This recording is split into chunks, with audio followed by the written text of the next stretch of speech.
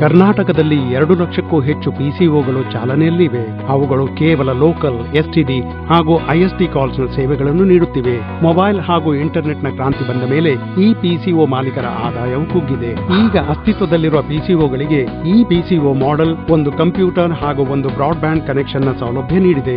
ಇದರಿಂದಾಗಿ ಅವರ ಕ್ಷೇತ್ರದಲ್ಲಿ ಅವರು ಇಂಟರ್ನೆಟ್ ಬೇಸ್ಡ್ ಸರ್ವಿಸ್ ಅನ್ನು ಕೊಡಬಹುದಾಗಿದೆ. ಈ ಪಿಸಿಒಗಳು ಆರಂಭವಾದ ನಂತರ ಪಿಸಿಒ ಮಾಲೀಕರು ಗ್ರಾಮೀಣ ಪ್ರದೇಶದ ಜನರಿಗೆ ಸುವಿಧಾ ಬುಕೆಯಿಂದ ವಿಭಿನ್ನ ಸರ್ವಿಸ್ ಅನ್ನು ಒದಗಿಸಿ ತಮ್ಮ ಆದಾಯವನ್ನು ವೃದ್ಧಿಸಿದ್ದಾರೆ. ಸುವಿಧಾ ಕಂಪನಿಯವರು ತಮ್ಮ ಕಂಪನಿಯವರು ನೀಡುವ ಸರ್ವಿಸ್ಗಳ ಬಗ್ಗೆ ತಿಳಿಸಿದ್ರು.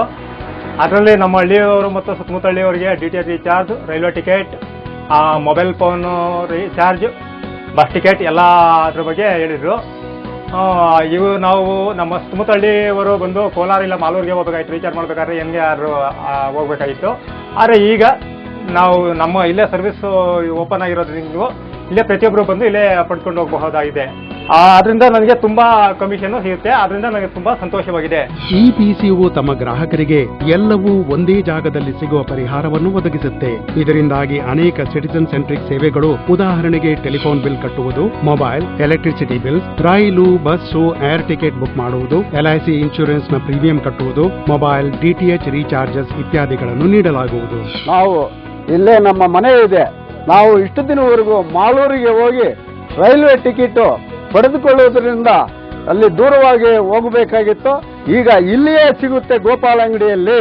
BSNL ನ USO ಫಂಡ್ ಮುಖಾಂತರ ಸರಳ EMI ಆಯ್ಕೆಯೊಂದಿಗೆ ಕಡಿಮೆ ದರದಲ್ಲಿ ಈ ಪಿಸಿಒದ ಸೌಕರ್ಯ ದೊರೆಯುತ್ತೆ. ಮೊದಲ 2,500 ಆರಿಸಿದ ಪಿಸಿಒಗಳಿಗೆ ಕರ್ನಾಟಕ ಸರ್ಕಾರ 2,000 ರೂಪಾಯಿಗಳ ಧನ ಸಹಾಯ ಕೊಡುವುದು. ಈ ಪ್ರಾಜೆಕ್ಟ್ ಸ್ವಯಂ ಉದ್ಯೋಗ ಮಾಡಲು ಶಕ್ತಗೊಳಿಸುತ್ತೆ ಹಾಗೂ ಗ್ರಾಮೀಣ ಕ್ಷೇತ್ರ ಮತ್ತು ಭಾರತದ ಪಟ್ಟಣ ಪ್ರದೇಶದ ನಡುವೆ ಇರುವ ಡಿಜಿಟಲ್ ಅಂತರವನ್ನು ತೊಲಗಿಸುವ ಗುರಿಯನ್ನಿಟ್ಟಿದೆ. ಈಗ ಪಿಸಿಒ ಮಾಲೀಕರಿಗೆ ಹಾಗೂ ಅವರ ಪರಿವಾರದವರಿಗೆ ಅವರ ಉದ್ಯೋಗವನ್ನು ಚೆನ್ನಾಗಿ ನಡೆಸುವ ಭರವಸೆ ಇದೆ. ಈ ಪಿಸಿಒ ಪ್ರಾಜೆಕ್ಟ್ ಅನ್ನು ಸುವಿಧಾ ಇಂಟೆಲ್, BSNL ಹಾಗೂ ಕಿಯಾನಿಕ್ಸ್ ನೊಂದಿಗೆ ಪಾಲುಗಾರಿಕೆ ಮಾಡಿಕೊಂಡಿದೆ. ಹಾಗಾಗಿ ಭವಿಷ್ಯದಲ್ಲಿ ಪಿಸಿಒ ಕಾರ್ಯ ಮಾಡುವ ವಿಧಾನದಲ್ಲಿ ಕ್ರಾಂತಿ ಬರಲಿದೆ.